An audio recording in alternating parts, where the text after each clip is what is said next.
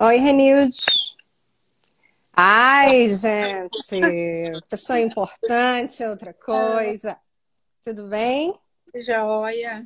Gente, como é que tá a transmissão? Todo mundo escuta bem? Escuta a Regina bem? Me escuta bem? Coloquem aí pra gente, por favor.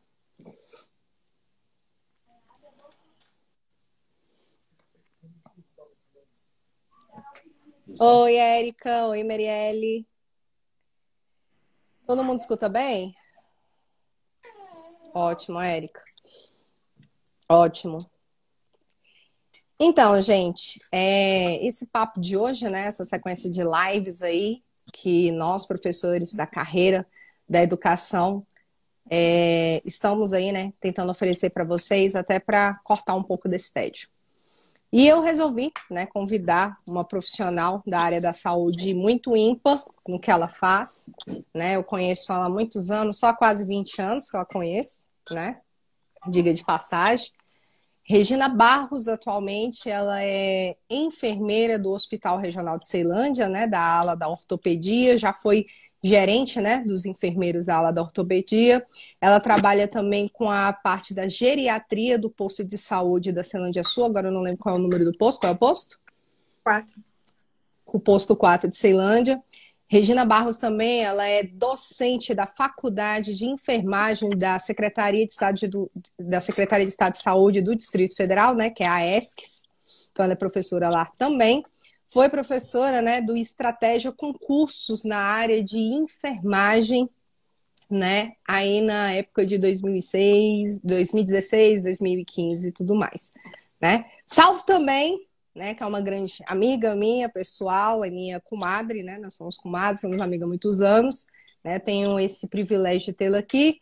E fiquem sabendo que se hoje, né, vocês veem a professora Jaqueline da maneira que vocês veem, ela faz parte, né, dessa carreira. Foi uma das que me encheram o saco para eu vir pro ramo de cursinho, né? Eu devo muita coisa a ela, né, na vida. É uma pessoa que, de verdade, uma das poucas pessoas que estão ao meu lado, é parceira, é amiga, é comadre, é tudo, né?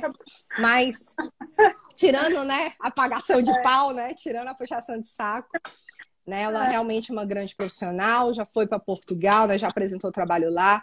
Ela realmente, assim que começou a questão do coronavírus, nós tivemos uma ligação ao qual ficamos conversando uns 40 minutos e ainda não estava na situação que nós estamos atualmente. Então, a nossa conversa foi: fique em casa, toma os cuidados, e ela realmente teve esse cuidado com todo mundo, né? Ela ficou, só para vocês terem ideia, longe das filhas dela por um processo de 15 dias, Regina?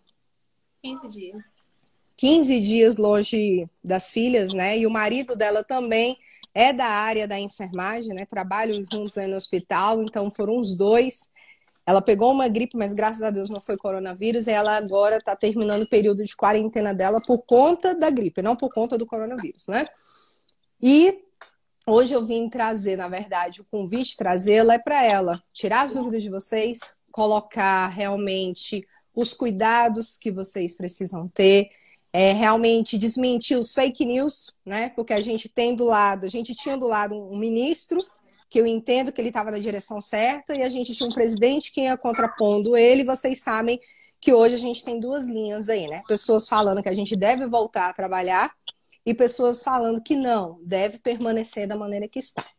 Então, boa noite, comadre. Com as palavras, você agora. Boa noite. A gente ficou 15 dias longe, aí eu fiz o teste pro coronavírus, fiz teste PCR e deu não detectável. Aí nós resgatamos as meninas e agora na quinta-feira começa de novo. Então a gente vai se isolar delas para evitar que elas contraiam o vírus, porque a gente vai estar trabalhando. Trabalhamos, tanto eu e o Fabrício trabalhamos 60 horas, então vamos estar aí na linha de frente. Eu acho que todo mundo já ouviu bastante sobre o coronavírus, sobre a Covid-19. Eu não vou trazer grandes novidades. enquanto o Covid-19 é a doença, o coronavírus é o vírus que causa essa doença. Vocês sabem, né, que ela foi disseminada na China. Então, as pessoas dessa cidade começaram a ficar com a pneumonia viral atípica. Então, quando se foi investigar, descobriram que era um novo vírus. Porque o coronavírus ele já existe, mas não nessa formatação que ele está infectando as pessoas hoje. A gente estava com um grande problema de falta de testes. Tanto eu quanto o meu esposo, ele começou com sintomas primeiro, não conseguiu fazer o teste. Olha que nós somos da área da saúde. Quando ele foi fazer o teste, ele já estava com 15 dias de sintomas. E eu estava com 8 dias de sintoma. Para fazer o PCR, que é o mais fidedigno, a gente teria que fazer no tempo ideal de 7 dias. Então, é bem complicado. Então, nosso resultado deu não detectável, mas a gente não sabe se a gente curou ou se a gente nunca teve. Porque não foi colhido. Fica incógnita, né? Não, ideal, né? Não foi colhido ideal. E agora está chegando os testes, que são os testes rápidos, que eles não detectam o vírus em si. Ele vai detectar o anticorpo. Então, o teste ele vai vir um teste pequenininho, como se fosse de HIV, sífilis, aquele teste rápido mesmo que a gente já conhece. Só que ele vai vir com um tracinho, que é o controle. Embaixo vai vir IgG e mais abaixo vai vir IgM. O que significa isso? Então, IgG e IgM são anticorpos. Então, dando 2 tracinhos, quer dizer que você teve contato com o vírus e produziu anticorpos. Aí você tem que... o profissional que estiver fazendo, ele vai ter que avaliar onde que deu o tracinho. Se deu IgM, significa que você está com a infecção ativa. Se deu IgG, significa que a infecção já é crônica. Então, esses anticorpos estão já velhos. Então, provavelmente, se você não estiver mais doente, você já combateu e está naqueles recuperados. Lá do Ministério da Saúde, lá que divulgou na terça-feira passada, né? Foi também um problema muito grande que a gente teve, porque várias pessoas colocavam vídeos falando que a mídia estava escondendo o número de recuperados, que só para mostrar só o que é ruim, mas na verdade o Brasil não se preparou para divulgar números de infectados, de recuperados, só para infectados e mortos. E só foi divulgado terça-feira passada. Então, terça-feira passada, o Ministério da Saúde tirou esse número, não sei como eles fizeram, de 14 mil. Então, 14 mil recuperados da Covid. Não sei se foi por via telefônica, porque muitas pessoas que entraram em contato pelo telefone, pelo 199, que era para fazer o teste, que foi muito mágico, né, no início. Só ligar no 199 que uma equipe vai até a sua casa colher o teste, não precisa sair. Então, todos acreditaram. Então, começou a ligar, muitas pessoas começaram a ligar para o número. Só que, na verdade, não foi o que aconteceu. Então, a pessoa ligava, ficava 2 horas esperando, e quando conseguia falar com alguém, a pessoa falava, não está fazendo o teste, vamos monitorar, e se você apresentar insuficiência respiratória, dificuldade para respirar, procure o hospital. Então, eu não conheço ninguém, eu tentei fazer pelo 199, não consegui. Fiquei esperando para conseguir fazer o teste. Na rede privada, estão dificultando bastante para fazer o teste, porque é caro. Então, os planos de saúde não estão fazendo com a justificativa. Claro que por conta que não tinha teste, estava sendo regrado mesmo. Estava deixando só para os casos graves. Mas aí ninguém conseguia fazer. para você conseguir fazer o Uhum. teste, você tinha que estar muito grave. Então, com insuficiência respiratória para conseguir fazer o teste. Então, esse número de recuperados, a gente não sabe como ele apareceu milagrosamente terça-feira passada. Se foi por conta dos telefonemas, que depois que eu liguei para o 199, eu comecei a ser monitorada todos os dias pelo telefone do Ministério da Saúde. Então, um Uhum. robô liga para sua casa e pergunta: você entrou em contato com canais do Ministério da Saúde? Você se sente melhorado, estável ou piorado? Aí, se você fala melhorado, ele liga ainda mais 2 dias consecutivos. Se você fala estável, ele A liga Tati mais colocou 4 aqui dias muita falta de consecutivos. informação. Que não sabe nem por Isso. onde acreditar. A Tati colocou aí muita falta de informação. Vai, gente, mandando as perguntas aí abaixo que eu vou lendo para ela, vai respondendo. O que eu queria te perguntar é o seguinte, Regina. Na relação do Distrito Federal hoje, né? Porque a maioria do povo tem um pessoal do Tocantins, né? Tem alguns alunos aí que sinalizaram que é de Araguaína, onde eu estava dando aula recentemente, Tocantins. A gente sabe que tinha um caso, né? Lá a situação está menos. Mas aqui no Distrito Federal, ao qual nós já chegamos, né? Nós somos no início o segundo, né? Ente da federação com mais infectados e agora, até o último dado que eu fiquei sabendo, nós estamos em 14º. Eu queria saber de você se realmente Ceilândia, né, hoje saiu, inclusive, falando que uma boa parte dos alunos meus que estão assistindo, e nós, eu moro em Ceilândia, você tem muito contato com Ceilândia, sua região oeste, né, que você trabalha aqui. Moro mais lá, né? A pergunta é, né, aqui aumentou em 99%, pois é. Pergunta é, realmente, o que se deve ser feito? Você concorda com as medidas, né, do governador ter colocado, por exemplo, para a gente voltar dia 1º de junho, por exemplo, a parte da educação? O que você vê em relação à área da saúde no Distrito Federal? Tem leito? Como é que está a nossa situação hoje? Deu uma cortada aí no final, mas eu acho prematuro você prever do que vai acontecer daqui a 60 dias. Quando ele falou isso, ainda está muito longe. A gente não sabe como vai estar daqui a 60 dias. Agora tem menos, né? Faltam quantos dias para 1º de junho? 30, 40 dias por A aí, né? gente tem 40 dias Então, por aí. em Mas 40 já dias. ouvi dizer, falando em bastidores aqui, tá? Não fui eu que disse, mas já falando, já ouvi pessoas conversando comigo nos bastidores que a tendência é voltar já julho. Já existe essa conversa, entendeu? Não tá nada por escrito, mas igual a primeira vez que eles só tinham colocado alguns dias até o início de abril, aí já falava da questão de junho e saiu. Mas eu já ouvi a questão de julho pela questão que está. Não tem como prever como isso vai acontecer. O que a gente sabe, se for seguir o que tem acontecido nos outros países, que é isso também que as pessoas não conseguem entender, que falaram que ia ter 200 milhões de casos. Não é que falaram, isso são estatísticas. Então, as universidades, elas trabalham com isso. Então, lá tem pessoas direcionadas que trabalham só com estatísticas. Então, o que eles fazem? Eles sabem o número real que está tendo agora e eles fazem estimativas. Então, pior estimativa e a melhor. Então, o melhor cenário e o pior cenário.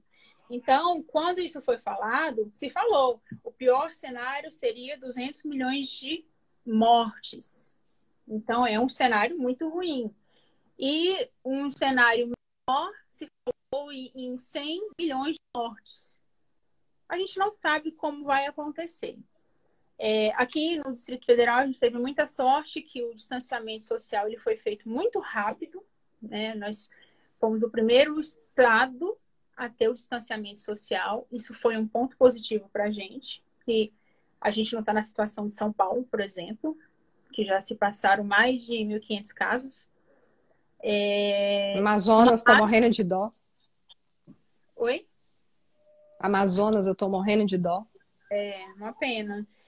Mas as primeiras 2 semanas ocorreu muito bem o distanciamento social. As pessoas ficaram com medo, viu o que estava acontecendo na Itália, e as pessoas ficavam em casa. Depois dessas 2 semanas, as pessoas começaram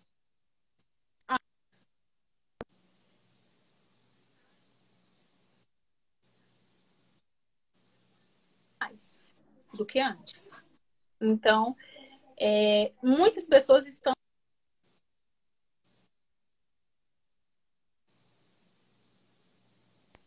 Se a gente tivesse feito direitinho,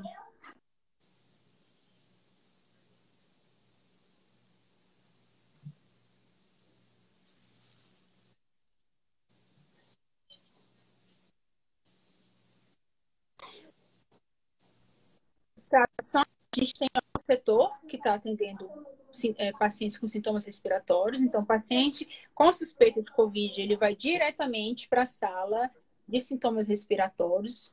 E os outros pacientes, ortopedia, clínica cirúrgica, vai para outro setor. Então, nessa sala está sendo realizada triagem.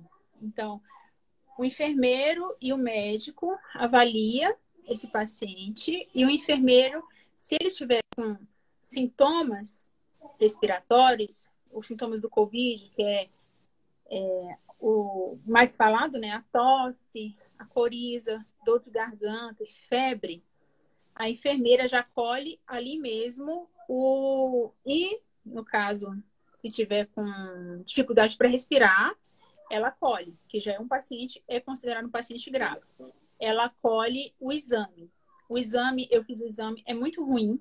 Então, esse exame que é do PCR, que procura o vírus, é colocado um swab mesmo, dentro do nariz, e esse swab é um cotonete grande. Nossa. Ele vem até aqui. Só um pouquinho, Regina. Só um pouquinho. Aumenta quem o áudio, Nilza? É lá com a Regina? Regina, aumenta aí. Vê se você aumenta um pouquinho aí, que o pessoal tinha falado que tinha travado, outro falou que estava baixo. A Nilza mandou. Fala aí. Acho que agora melhorou.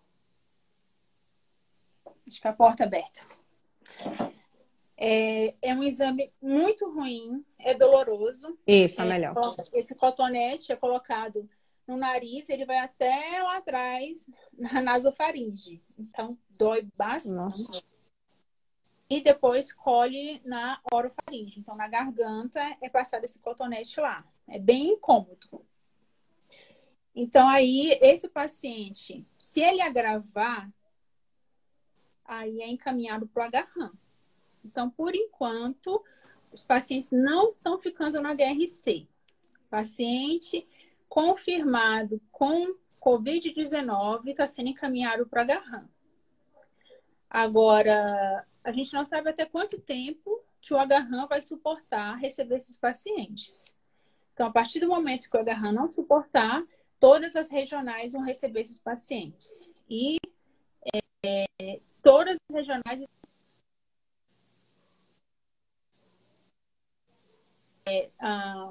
o EGOV disponibilizou curso online.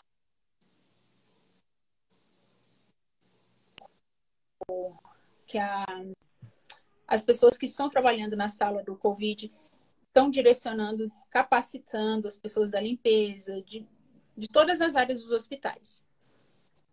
Isso é muito importante, porque todos nós vamos atender pacientes com Covid-19.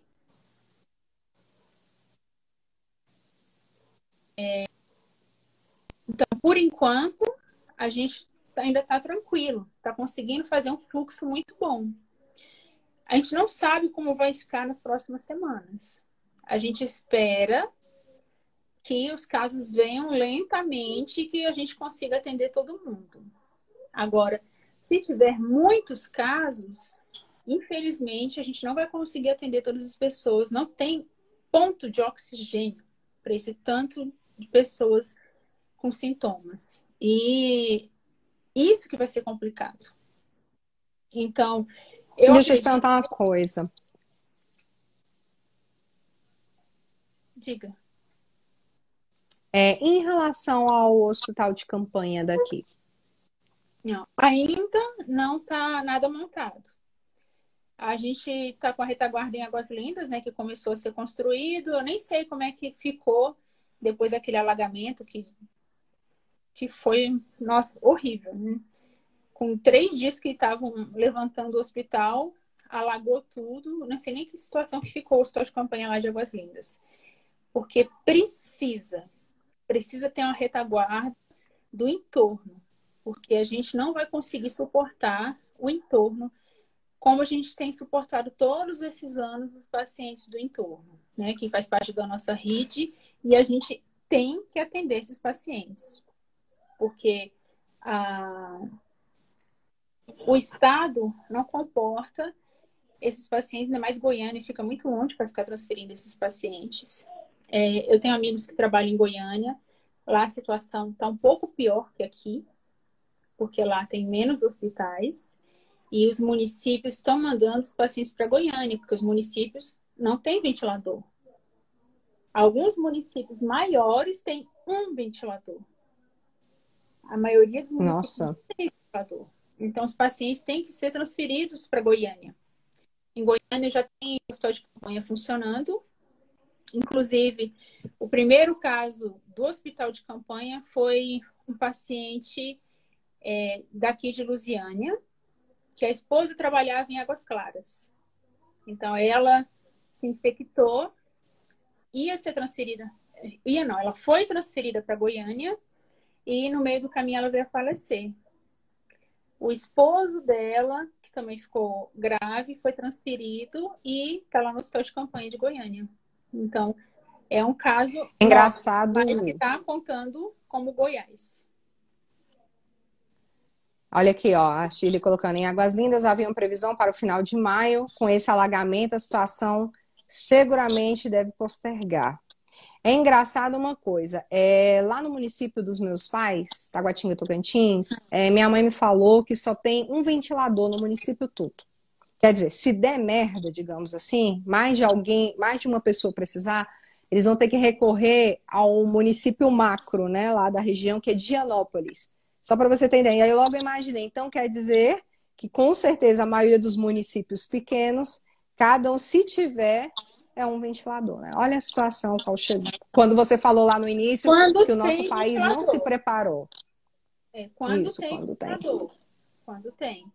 Então, quem vai comportar mesmo são as capitais. As capitais que vão ter que se organizar de alguma maneira para comportar esses pacientes que vão precisar. O paciente, eu estava falando dos sintomas, né, aquele momento lá, além dos sintomas que a gente vê falando o tempo todo, o paciente pode ter diarreia, falta de apetite, não sentir, logo no início dos sintomas, um dos primeiros sintomas que aparece é não sentir cheiros e gosto. A pessoa não consegue sentir cheiro das coisas, de alimentos, de nada. E é um sintoma bem inicial. Então, mas o coronavírus, ele atinge intestino, atinge estômago, atinge o organismo inteiro, né? Um vírus que ele corre que ele está na corrente sanguínea.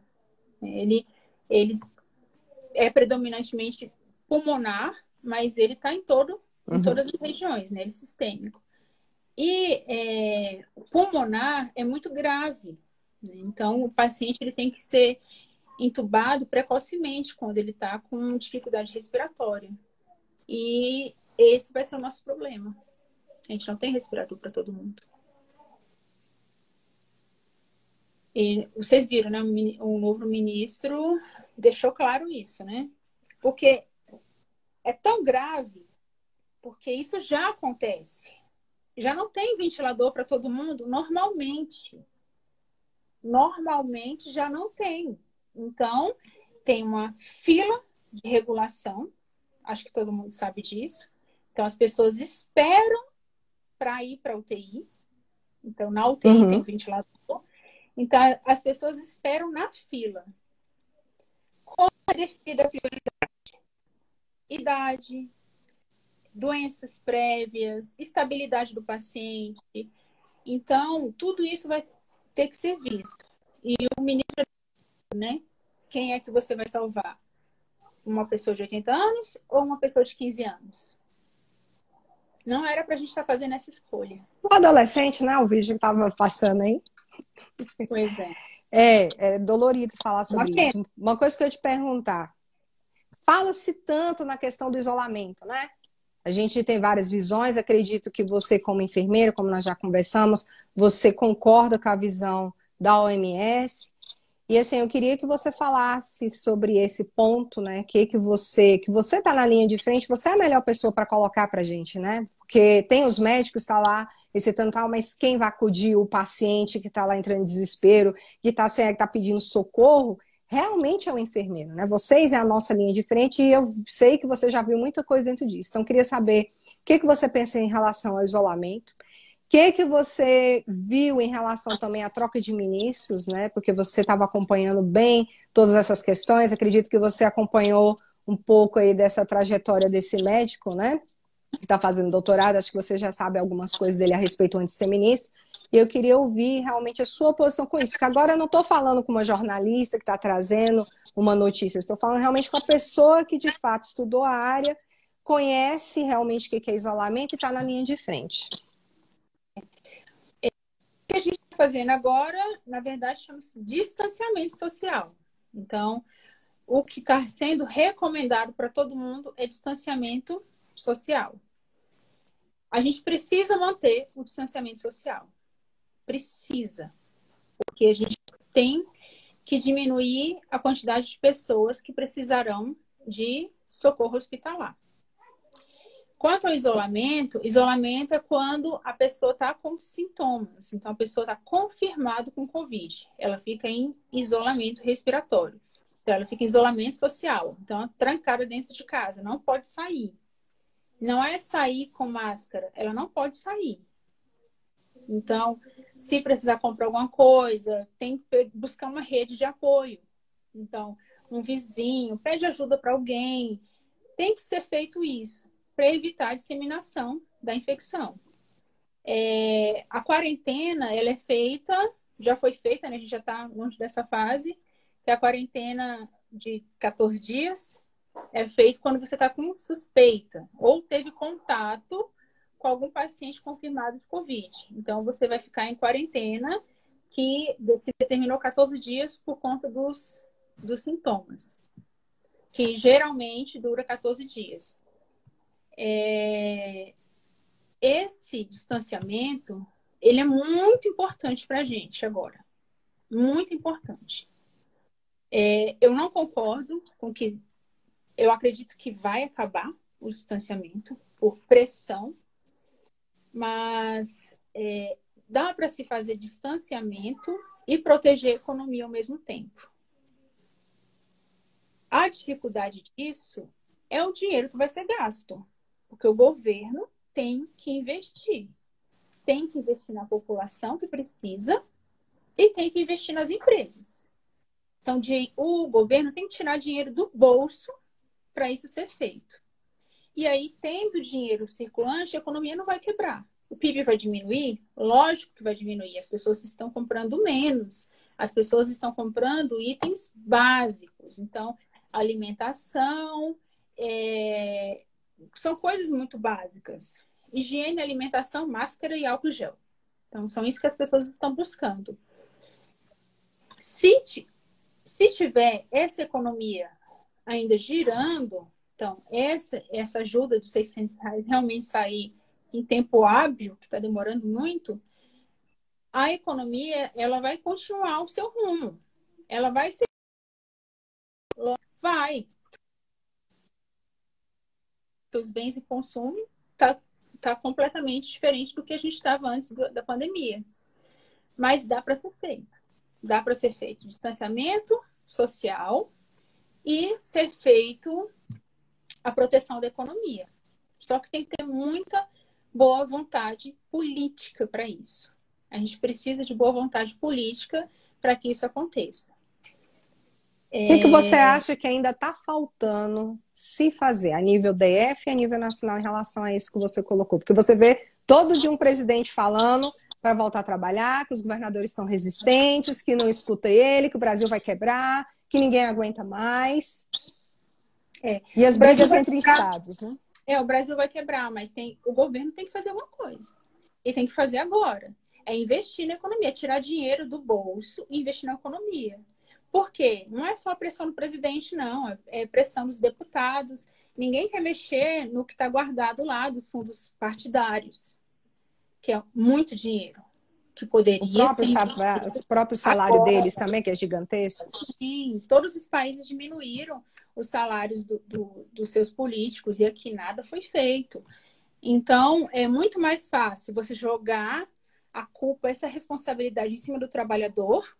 Então, colocar o trabalhador na rua para que ele se infecte. E problema dele, porque falou também em isolamento vertical, isolamento horizontal. Aqui no Brasil é impossível. A nossa cultura é diferente. Nossos idosos não moram sozinhos, como na Europa, nos Estados Unidos, onde os idosos moram sozinhos. É muito diferente. Aqui é raro um idoso que mora sozinho. Muito raro um idoso independente e autônomo.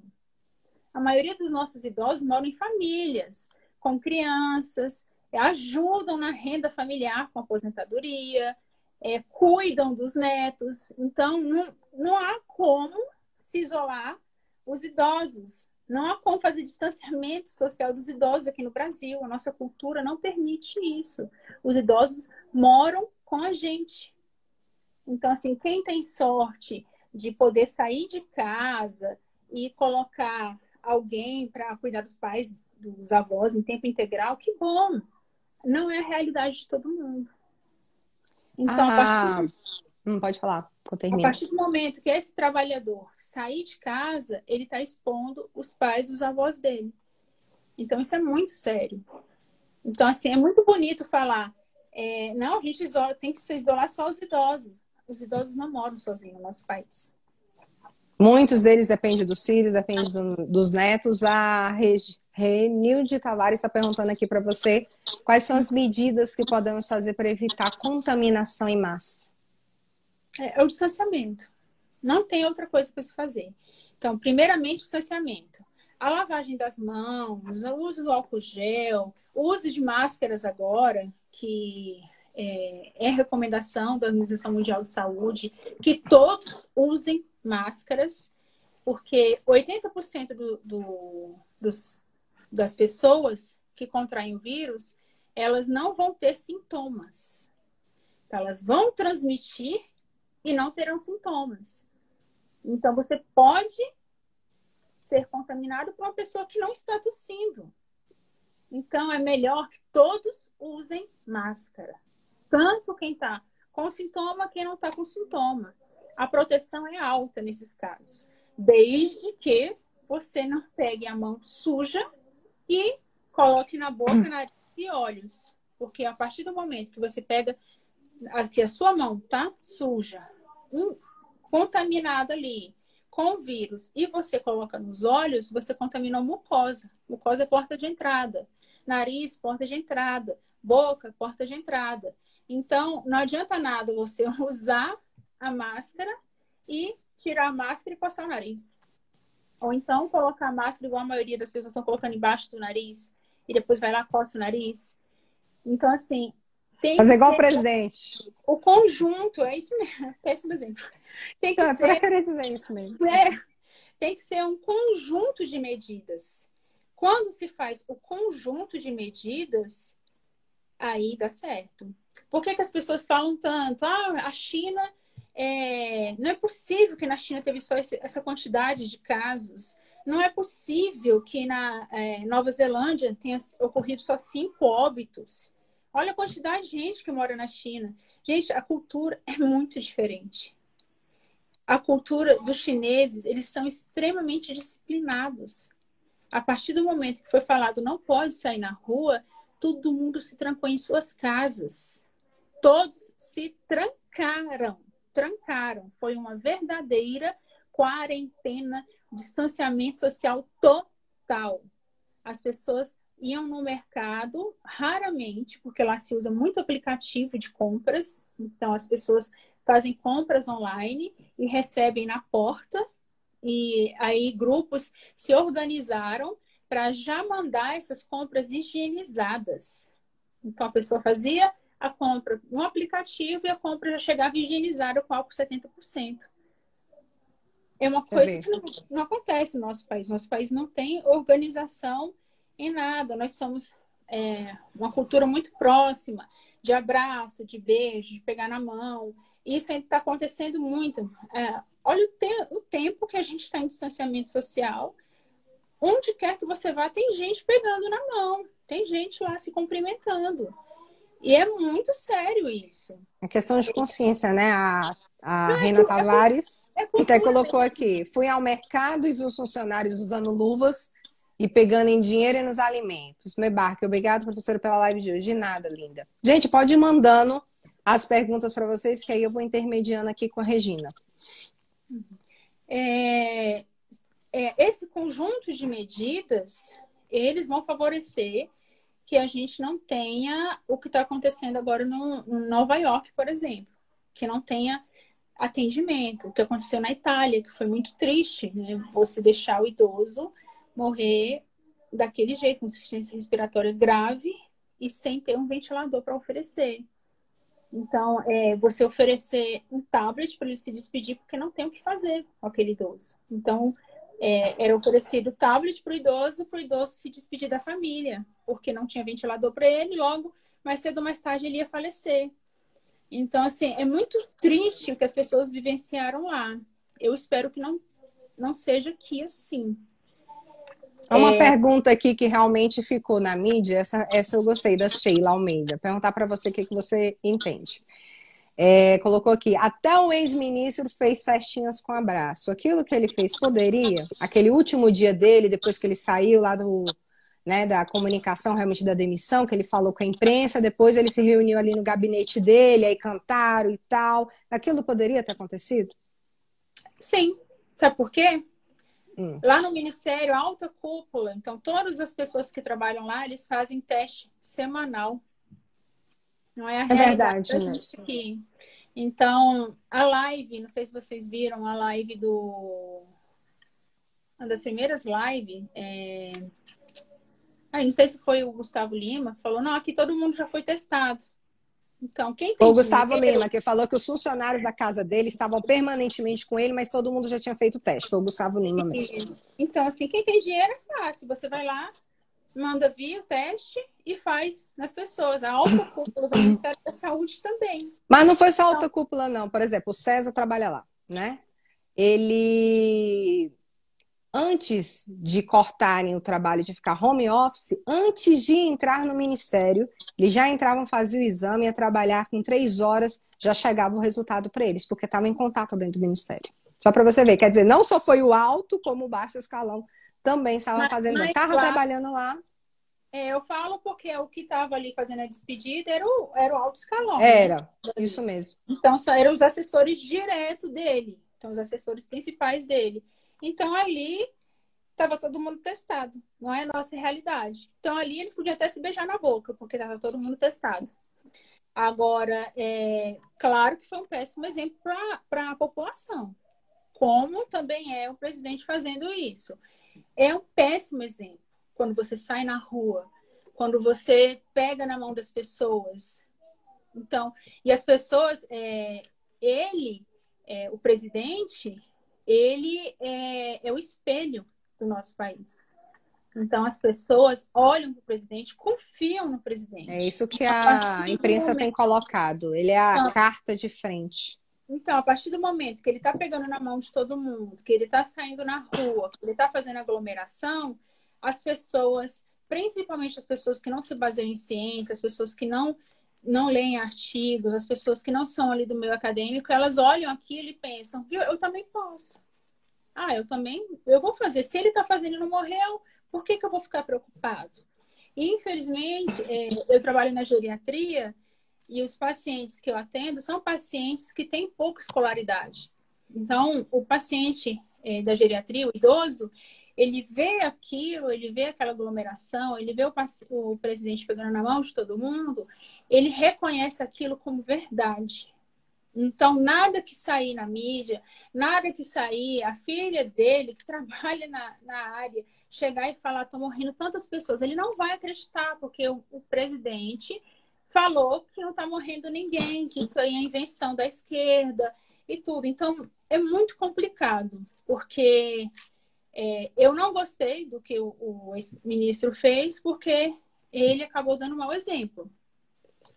O que ele fez ali, ele estava testado, então, mas não foi divulgado. Então, quando a mídia colocou aquilo ali, e até passou da pena, sei lá, ele colocou aquilo ali como horror e tudo, mas ele não falou, olha, eles fizeram um teste, todos ali, ninguém tinha.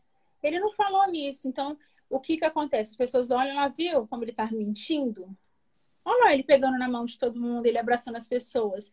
Quem assiste isso, pensa, ele mentiu esse tempo todo, só porque ele estava contra o presidente. Então, assim, é complicado. A nossa população, na maioria, tem baixa escolaridade. Então, ela vai se basear pelo que ela vê. E não Então, pelo que a imprensa fala. não pelo que a imprensa fala, não pelo que a gente fala. Quantas vezes eu já falei para paciente diabético, não use açúcar. E aí ele vira para mim e fala, eu vou morrer de qualquer jeito, vou comer açúcar. Então, é isso que está acontecendo. Então, as Vou ler pessoas aqui vão para você. pensar, Vou ler aqui quando para for na minha vocês. hora, Vou pegar aqui. Jaqueline Aguarente te espera. Nara, obrigada. Em breve, espero estar com vocês de novo. Tocantins.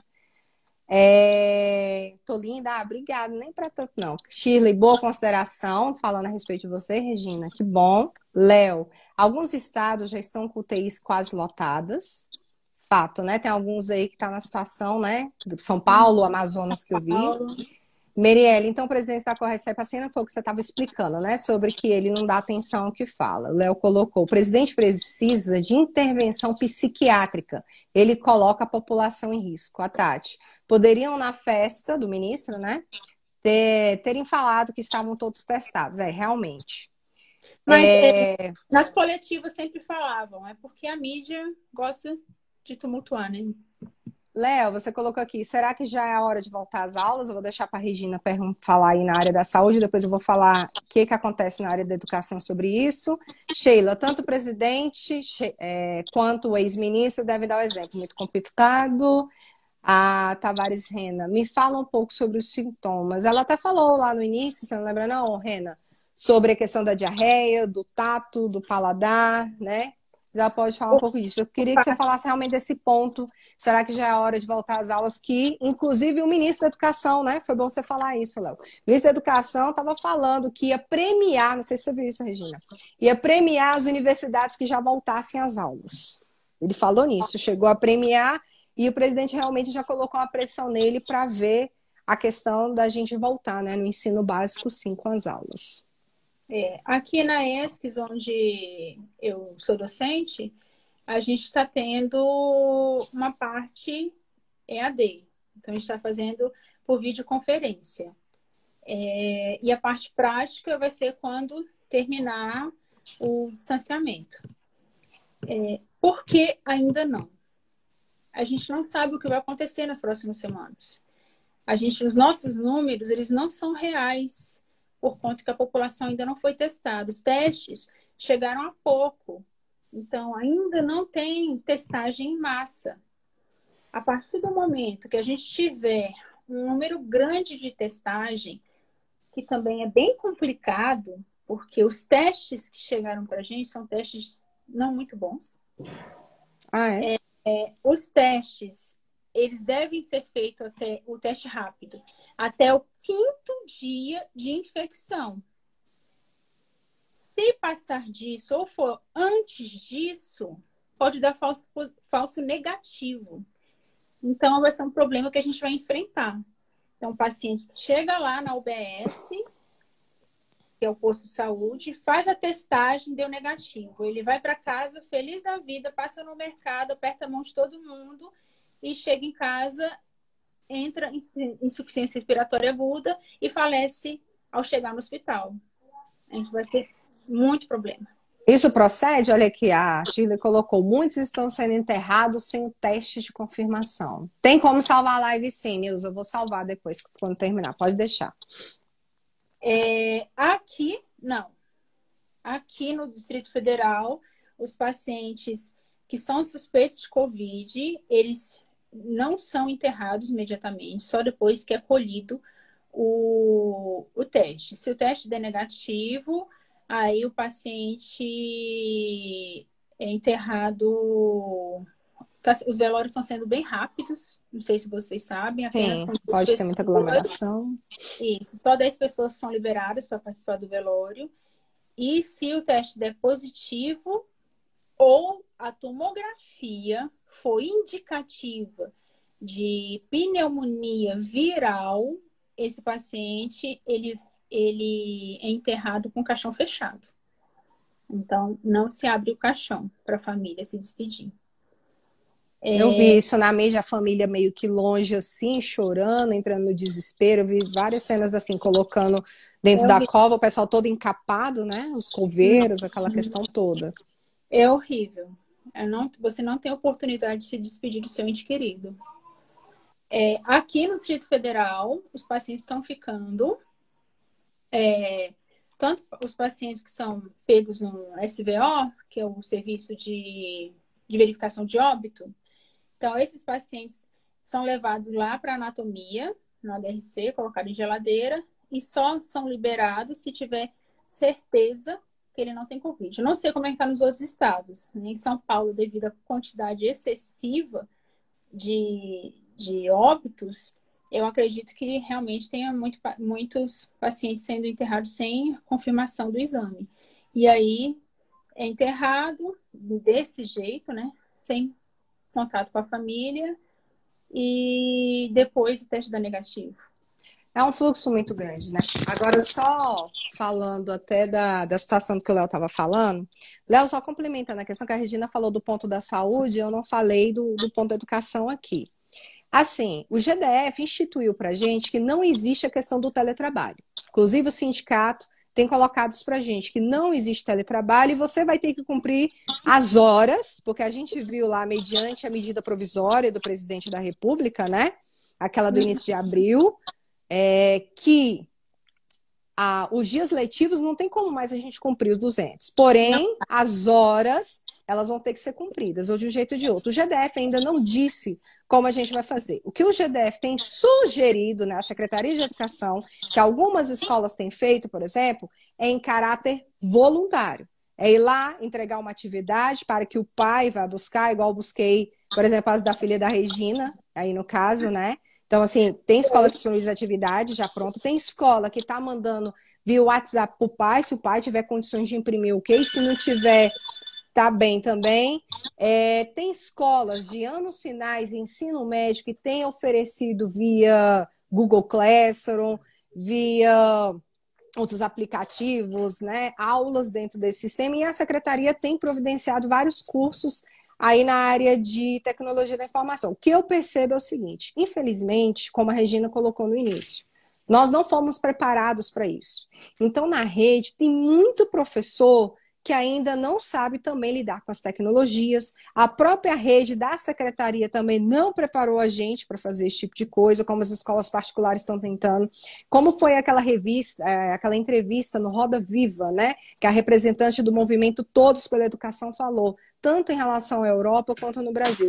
A gente não tem uma receita de bolo para falar, olha, vamos fazer isso. A gente tem tentado ver algumas perspectivas do que é importante, né, do que a gente consegue fazer de vir de fato sobre isso, né? Então, assim, é o problema hoje que a gente está vendo no Distrito Federal. Nós estamos esperando aí o GDF ver o que vai falar, tem aí o Simpro numa roda de negociação sobre essa questão, mas aí é só esperar mesmo para a gente...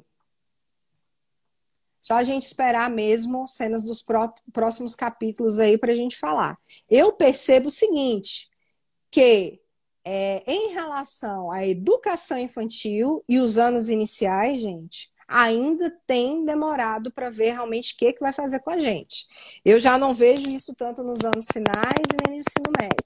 Mas educação infantil e anos iniciais, eu ainda não estou vendo uma grande medida de EAD, tá? Só para colocar aí para vocês. Será que descarregou lá com a Regina? Estou até aguardando ela aqui, que ela caiu aqui. Tati Games passou agora à noite no FTV, que a pressão está muito grande em relação ao ensino EAD. E diz que futuramente pode ser visto, mas nada no momento. O GDF, para não pegar a situação ainda pior, gente, tem realmente colocado essa questão do voluntário. É aquilo que eu falo para vocês, né? Eu, por exemplo, estou tentando aí, só que é aquela coisa, você não vai ser pago por isso, não vai ser contado também como dia móvel também. Então, é bem colocar essa situação para vocês. Por que você virou para uma criatura? E a Regina não. Peraí, deixa eu tentar aqui de novo com ela a conexão. Será que caiu lá, né? Tentar aqui novamente. Então, é dentro disso, né? Claro que a gente entende que eles estão reunidos todo dia, mas a verdade, gente, é porque a gente não está preparado, como já foi colocado, a gente não tem suporte, nem na saúde, nem na educação. Então, aquela coisa, se você pode fazer algo para você ajudar seu aluno, ajude, acho que não custa nada.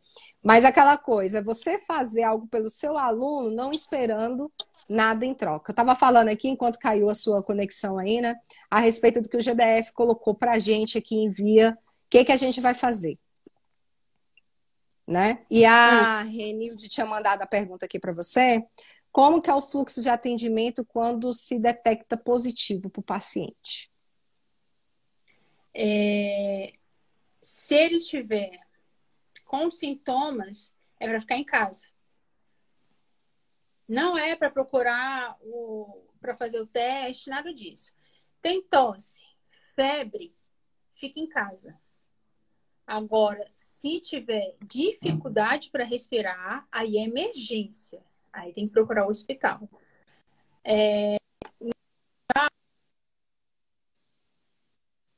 Então, lá tem a sala de sintomas respiratórios. Então, a pessoa vai para lá e lá é feito o teste. Se tiver chegado rápido lá. Então, é para sair em emergência. Então, se a pessoa está com febre, com tosse, e está bem, não é para sair de casa. Porque ela tem o risco de infectar outras pessoas. Agora, se ela tiver dificuldade para respirar, é para procurar o hospital mais próximo. Lá ele vai ser direcionado. No momento, Mais uma o pergunta para ADRC, você. as UPAs estão atendendo, sim. Febre, tem um limite de dias para se Não, esperar até procurar uma emergência, alguma coisa assim?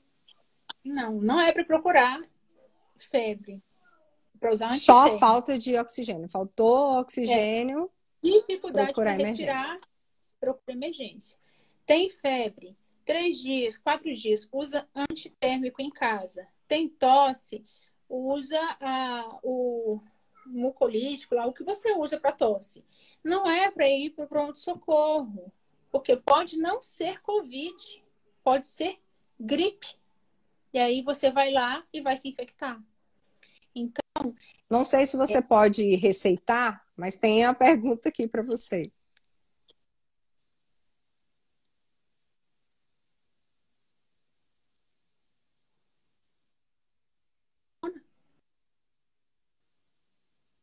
E tosse também, perguntando.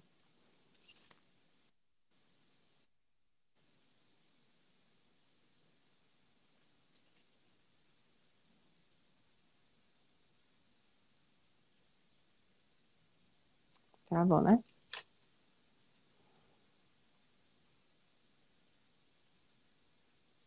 Eu acho que travou, né, gente? Travou a Regina. Mas pelo que eu entendi ela falando, próprios remédios que você tem o costume, né? Ela caiu de novo aqui. Deixa eu ver aqui. Ixi, ela nem aparece aqui mais para mim, não. A Regina. Acho que ela tá sem conexão mesmo. Tá sem conexão. Deixa eu aparecer aqui para mim. Não, ela tá sem conexão mesmo. Tá sem. Turma, já queria fazer, né, meus agradecimentos aqui, mas eu queria com ela aqui. Queria agradecer a presença dela, né, a disponibilidade dela, de ter feito toda a questão, né, de conversar com vocês, preparar esse momento, tudo. Realmente travou. Mas vocês escutaram, né, ela falando, que é os que vocês mesmos têm já o costume de tomar. Talvez, acho que fez foi descarregar lá, caiu de vez. Gente, eu vou encerrar a live, porque acho que vocês sabem que o Instagram, infelizmente, é assim. Quando dá 1 hora certinha, ele vai lá e trava. Mas eu vou deixar disponibilizado essa live. Desde já agradeço muito, né, a presença, que ela não está aqui para ouvir, mas depois ela vai ver o vídeo da Regina Barros, né? Aproveitem para seguir lá no meu canal do YouTube, @professora Jaqueline Santos, tá? Que bom que vocês gostaram, fico feliz. Tainara, foi justamente para essa enfermeira, a Regina Barros, que eu levei as suas doações, tá? Em nome dela, que pena que não deu para ela ver que era você que doou, né, os materiais para o HRC. Agradeço demais em nome dela, em nome do HRC. Agradeço a todos que tiveram aqui, né, com as suas perguntas, com seus anseios, suas dúvidas. Eu acho que é isso, né? É a gente medir, né, não medir esforços para cada vez a gente passar logo toda essa situação. Ah, Regina, dá um tchau aqui para os meninos. Não, tem que estar você aqui, rapaz. Peraí. Agora que eu não consigo aqui. Foi. Tô aqui agradecendo você. Peraí.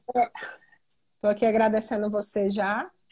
Fazendo as considerações finais, porque realmente eles acabam tirando aqui quando dá 1 hora certo exato. Obrigada por você ter feito toda a questão de ficar nessa 1 hora comigo, né, e com os alunos para explicar sobre tudo. Acho que é muito importante a gente falar sobre isso, né? É uma coisa que não deve ficar despercebido. Faça suas considerações finais. Gente, vamos continuar fazendo o distanciamento, independente do que a mídia fala, do que os nossos governantes falam. O que a gente sabe, procurem procurar papers, artigos, que olhem no próprio Ministério, no site do Ministério da Saúde, lá tem informações relevantes que vocês podem conferir que realmente é necessário fazer o distanciamento social. Cuidem dos idosos, os idosos da sua rua, do seu prédio. Faça alguma coisa por eles para que eles não precisem sair.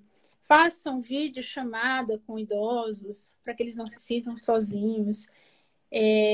Evitar mesmo que eles se infectem, porque idoso normalmente tem mais de 3 doenças. Então, é o grupo de risco e é os que vão falecer mais. Então, assim, cuidem dos idosos, não importa se você não tem idoso na família, vê ali, faz a sua rede de apoio ali na sua região, na sua comunidade.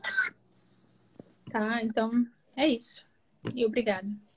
Eu que agradeço. Gente, muito obrigada. Um grande beijo, um grande abraço para vocês. E até a próxima live, quarta-feira, com Josiane Helena, sobre Lei Orgânica do Distrito Federal. Até lá. Obrigada. Beijo, Regina. Beijo.